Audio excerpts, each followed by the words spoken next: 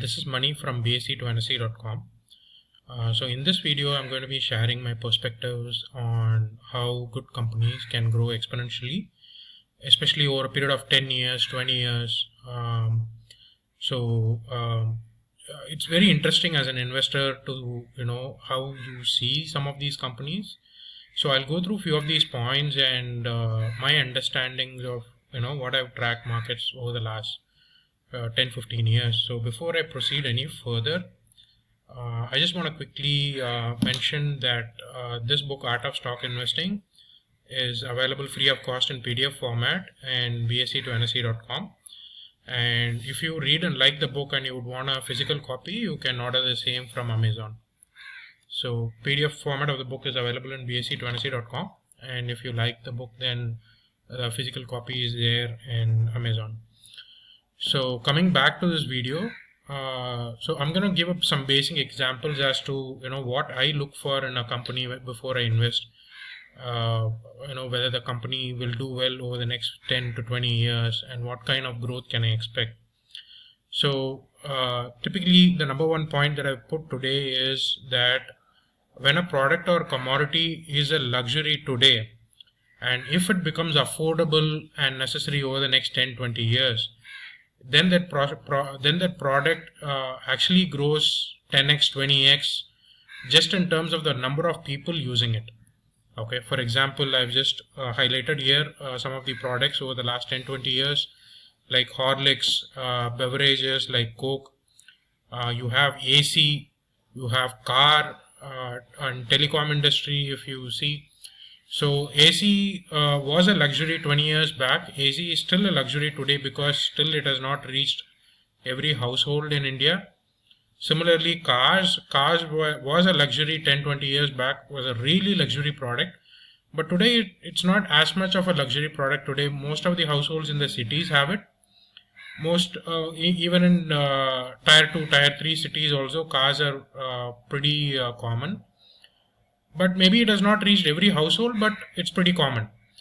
Telecom, if you see, on the other hand, it started as a luxury product 10-15 years back, but today almost everybody has it. So even down to the last person, mostly they have a phone, at least a basic phone is there, right? Now, to give you a perspective in terms of how this grows, I've just charted this out here, right? So when a product starts as a luxury product, for example, when 10-15 years back, when Apple started the a smartphone, they had priced it at $300-400. Initially, very few people started buying it. They knew that it was a luxury product. So initially, there are very few takers for it. And then once they start liking it, then they start recommending it to their friends, and then there are more people joining in over the next few years. So the market share, what I mean by 1% here is out of let's say an Indian population of 100 crores, only 1 crore people may initially buy that kind of a luxury product.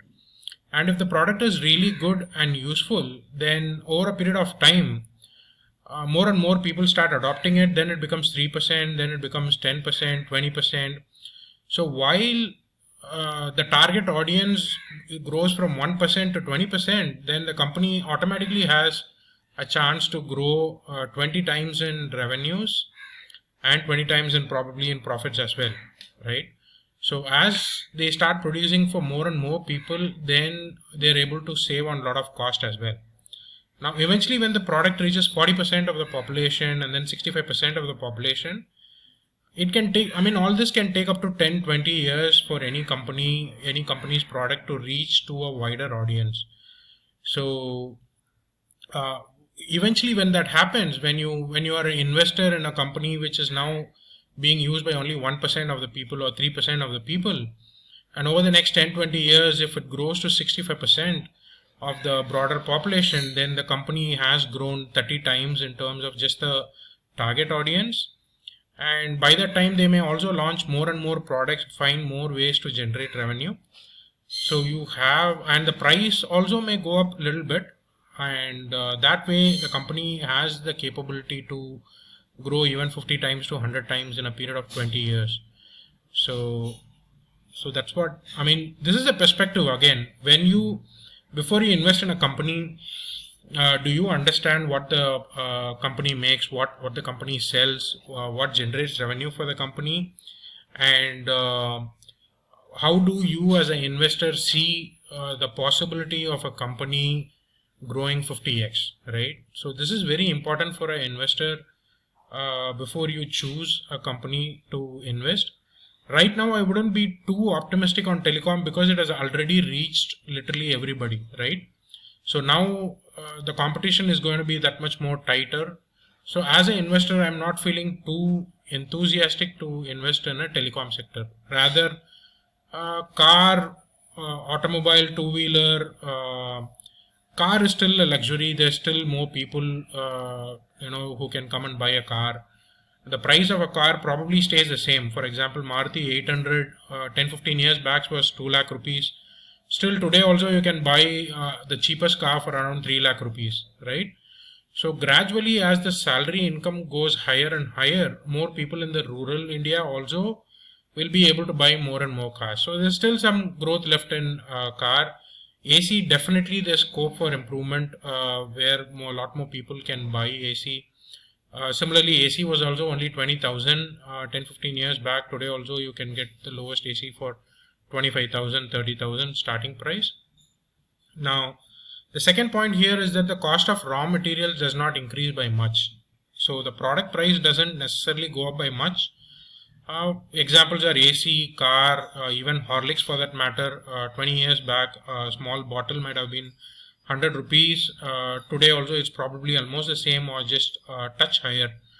But as the salary and inflation catches up, more and more people start having a higher salary, then more and more people are able to afford these luxury products, which you find as a consumer that the product is really useful. It solves a large problem. For example, car means that you can travel from one place to another at a very quick time and at your own convenience, right? So like I said, the company product also needs to be the best. Then it survives in the long term. Some of these examples over the last 10-20 years, Maruti, Nestle, Pidilite and Voltas. So number 4, again, the other thing you need to look for is in the same sector, who are the competitors. Good companies, they tend to gain and hold on to market share in its own segment. For example, Maruti, there are other players like Honda, Toyota and all has come, but Maruti has at least managed to hold on to its market share or gain in certain segments. And good companies, they also tend to invest in R&D to launch new products. For example, Maruti only had Maruti 800 to begin with, and then they got Zen. Zen is I don't think is in production anymore, but then you have Swift, Ertiga, Celerio, Baleno. Some of these new launches may not exist today, but they keep launching new and new products, and they figure out which one goes well with the customer. So this sort of the video is about making people think before they invest in some companies and what you can expect out of the company you invest over the next 10-20 years, and whether you should really be invested in it or not. Now, there are companies like, for example, Page Industries, Jockey Innerwear may have very less market share today. Very few people may be using it. Only 2-3% or 5% of the population might be using it. But if they maintain good brand value and competitive practices, then possibly 10-15 years down the line, you may see even people in the villages using Jockey. So when that happens, then there's a good chance that the company can grow exponentially over. By exponentially, I mean at least 20x, 50x, 100x sort of a growth over a 20-year period. So you gotta try and find such companies. If you're not able to find companies or visibility of a company to grow like that, then it's probably better to just stick to the index ETFs. So I hope this video was very educational for you as an investor to think before you pick a company, and whether you really understand what the company is doing, and can you actually predict whether that company can reach a wider audience. Now, this, of course, is about companies where it is about B2C, business to consumer kind of companies. B2B kind of companies, it's very difficult to judge because we may not know, what kind of products they are making and whether their customer base can expand exponentially, because B2B typically tends to have very less number of clients. So that is relatively difficult to judge. So I forgot to mention this at the start of the video. This is more about companies which are B2C rather than B2B. Thank you for watching. Any queries, questions, you can post on the comments. And that's it for now. Thank you. Bye-bye.